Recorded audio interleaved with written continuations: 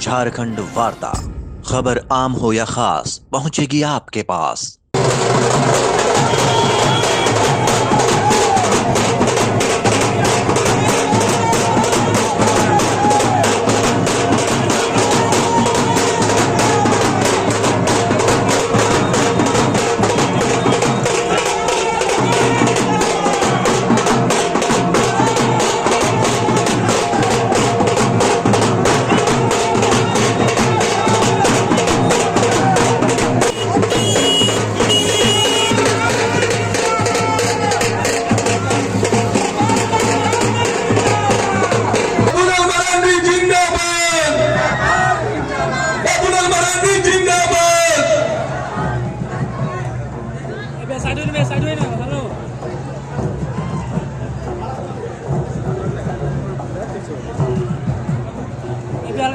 भारत माता की जय। भारत माता की जय।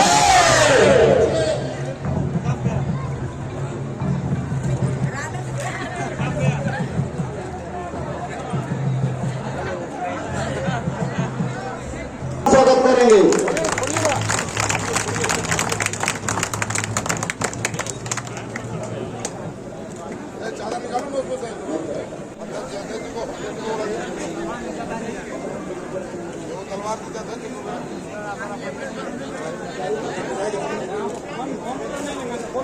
कार्ड के तहत उन्होंने 5 लाख रुपया तक की बीमा भी कराए, लेकिन दुर्भाग्य है इस राज्य सरकार की, आज भी यहाँ गरीबों को सबको आयुष्मान कार्ड मिला नहीं है। हमने हेमंत सोरेन को कहा, आपके पास इतनी पदाधिकारी है, कर्मचारी है, क्या करते हैं? अब इन सबको लगा दीजिए ताकि गरीबों को भी क्या कहते हैं, आयुष्मान कार्ड घर घर जाकर के पहुंचा दे। लेकिन हेमंत सोरेन को इसकी कोई चिंता नहीं है। ने कहा कि आने वाला समय जब इस प्रदेश में बीजेपी के नेतृत्व में सरकार बनेगी तो यही अफसर, यही कर्मचारी, इनके घर की चक्कर आपको नहीं लगाना पड़ेगा कि आपके घर घर जाकर के पहुंचा देंगे, गरीबों के यहां तक पहुंचा देंगे। यही मैं कहने के लिए आज आपके बीच में आया। आपने देखा विश्वकर्मा पूजा था, उसी दिन देश के प्रधानमंत्री का भी जन्मदिन है और उस दिन उन्होंने इस देश की जो कारीगर है, जो वर्षों परंपरागत कारीगर है, कोई लोहा का काम करते, कोई सोना का काम करते, कोई लकड़ी का काम करते, कोई मिट्टी का काम करते, कोई चमड़े का काम करते, कोई कपड़े का काम करते, वैसे 18 ट्रेड को चुना और उन लोगों के लिए भी इस देश में मोदी जी ने 13,000 करोड़ रुपया के प्रावधान किया और उनको नई तकनीक से भी इनको देने के लिए, जोड़ने के लिए ट्रेनिंग उनको दी जाएगी। और जब उनका ट्रेनिंग पूरा हो जाएगा, ट्रेनिंग पीरियड में भी 500 रुपया भत्ता मिलेगा। और जब उनकी प्रशिक्षण पूरी हो जाएगी तो उसके बाद उनको 15,000 रुपया का किट्स भी मिलेगा, सस्ते ब्याज दरों के प्रधानमंत्री नरेंद्र मोदी जी ने किया। और हमारी मां बहनों के लिए अभी अभी उन्होंने देश के प्रधानमंत्री ने क्या किया, आपको पता है कि नहीं पता है? अभी ये स्पेशल लोकसभा राज्यसभा की सत्र बुला करके हमारी मां बहनों के लिए अब उन्होंने क्या किया कि विधानसभाओं में 33% सीट रिजर्व रहेगा, लोकसभा में भी 33% सीट मां बहनों के लिए रिजर्व हो। अगर इसकी कानून को उन्होंने लोकसभा राज्यसभा से पारित किया और देश के राष्ट्रपति ने भी उस पर मोहर लगा दी तो ये देश के प्रधानमंत्री नरेंद्र मोदी जी, जो देश की हमारी मां बहनों को सम्मान दिया, अगर ये काम किसी ने किया तो देश के प्रधानमंत्री नरेंद्र मोदी जी ने किया। और इसलिए मैं भाई और बहनों, मैं आप सब लोगों से यही कहने के लिए आया। अभी बातें चल रही थी झारखंड की, बहुत ही बातें हुई, लेकिन मैं कहता हूं कि सरकार का काम क्या होता है, पहला तो कानून व्यवस्था ठीक रहे, लेकिन आज इस राज्य में चोरी, डकैती, हत्या, अपहरण, बहु बेटियों की इज्जत भी सुरक्षित नहीं है।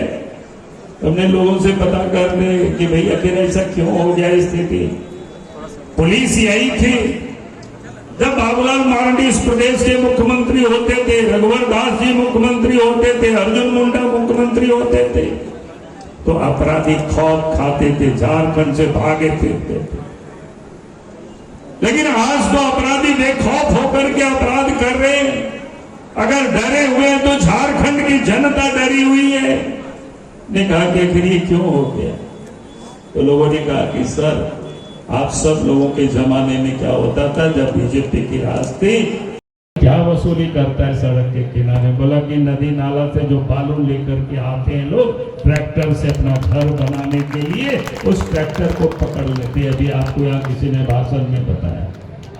तो आप जरा सोचिए, पुलिस का काम ये नहीं था, लेकिन पुलिस को लगा दिया है वसूली में, ट्रैक्टर पकड़ रही है।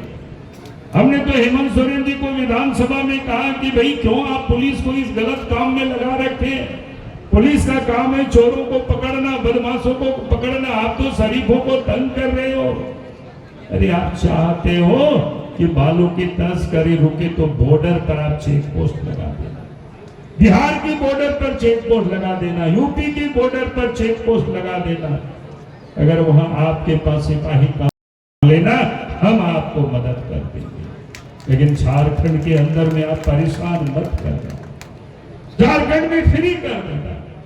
लेकिन यहाँ तो उल्टा है, बॉर्डर में सब बड़े बड़े गाड़ियां पार हो जाती है रात में। इधर तो कई बार मैंने अखबार में देखा आपके गढ़वा जिला से, लेकिन झारखंड के लोगों को, गढ़वा के लोगों को ये बालू नसीब नहीं होता। हमने तो कहा हेमंत जी, जब झारखंड अलग राज्य बना था और उस राज्य के मुख्यमंत्री हम थे, हमने तो बालू घाट को फ्री कर दिया था कि राज्य बनाए। कम से कम बालू तो झारखंड वासियों को फ्री मिले, नदी नाला से अपना घर बनावे, किसी को कोई परेशानी नहीं हो। और 2013 तक किसी को कोई परेशानी नहीं थी। 2013 में जब अर्जुन मुंडा मुख्यमंत्री थे, हेमंत सोरेन जी डिप्टी सीएम थे, तो हेमंत सोरेन जी ने उनको मुख्यमंत्री पद से हटा दिया। कांग्रेस के साथ मिलकर के उन्होंने सरकार बनाई। और उसी समय हेमंत सोरेन ने दिल्ली से और मुंबई से बालू चोरों को भी झारखंड में ले आया और झारखंड की नदी नाला के बालू अब यहां से तस्करी होने लगी। बात सही है कि नहीं है? बताइए आप सब। यही हाथ हो रहा है। तो कैसे इस प्रदेश में भ्रष्टाचार रोकेगा?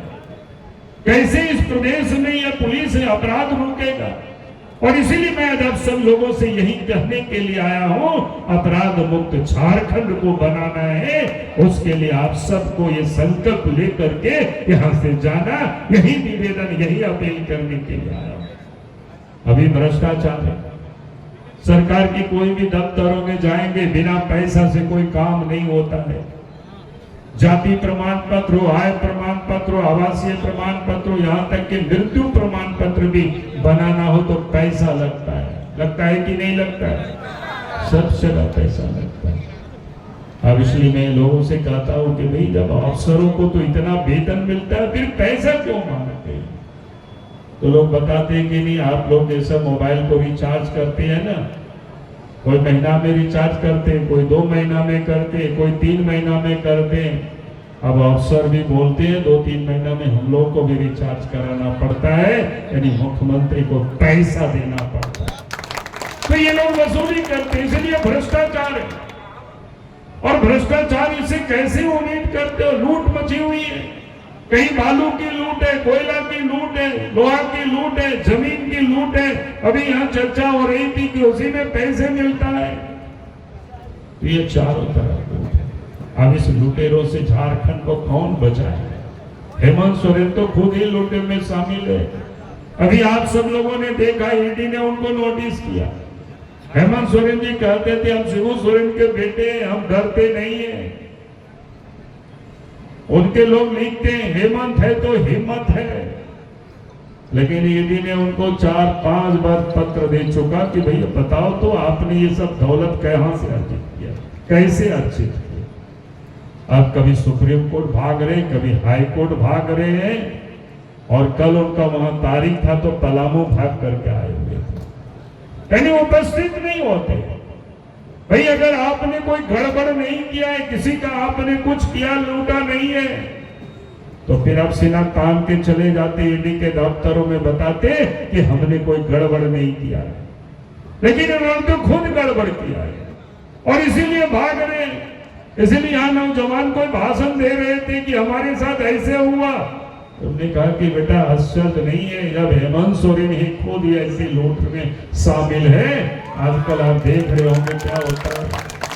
देश के प्रधानमंत्री जहां गरीबों की चिंता करते हैं, किसान और मजदूरों महिलाओं की चिंता करते हैं, उनको कैसी तरक्की हो, कैसे आगे बढ़े, भूख से उनको कैसे बचाएं, लेकिन हेमंत सोरेन जी चिंता में लगे हुए। हेमंत सोरेन जी चिंता करते हैं कि दलालों को कैसे बचाया जाए, बिचौलियों को कैसे बचाया जाए, भ्रष्ट अफसरों को कैसे बचाया जाए। और उन भ्रष्ट अफसरों को बचाने के लिए दिल्ली से वो महंगी वकीलों को भी लाते हैं, करोड़ों टका खर्च करते हैं। तो बेचारा वो दलित परिवार को कौन बचाएगा। इसलिए सत्येंद्र जी, आप इस सरकार से उम्मीद मत करना। और हमने तो कहा है कि जिस दिन इस प्रदेश में बीजेपी के नेतृत्व में सरकार बनेगी, जिस किसी ने भी ये गड़बड़ किया है जांच करके और उस अफसरों के ऊपर, चाहे नेता हो, उनके ऊपर भी कार्रवाई होगी, किसी को छोड़ा नहीं जाएगा। आज आप लोग देखते होंगे ना, देश के प्रधानमंत्री नरेंद्र मोदी जी ने कहा कि ना खाएंगे ना खाने देंगे।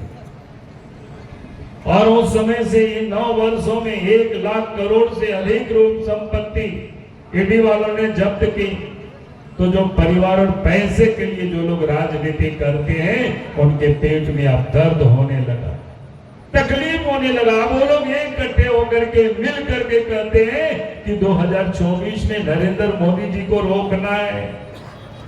हम तो यही कहने के लिए आया हूं, अगर इस देश को लूटने वाले, पैसा और परिवार के लिए राजनीति करने वाले, अगर मोदी जी को देश के प्रधानमंत्री पद से रोकना चाहते हैं, तो देश की जनता को, झारखंड की जनता को और गाढ़वा की भी जनता को संकल्प लेना है कि 2024 में फिर से इस देश में नरेंद्र मोदी जी को प्रधानमंत्री बनाना।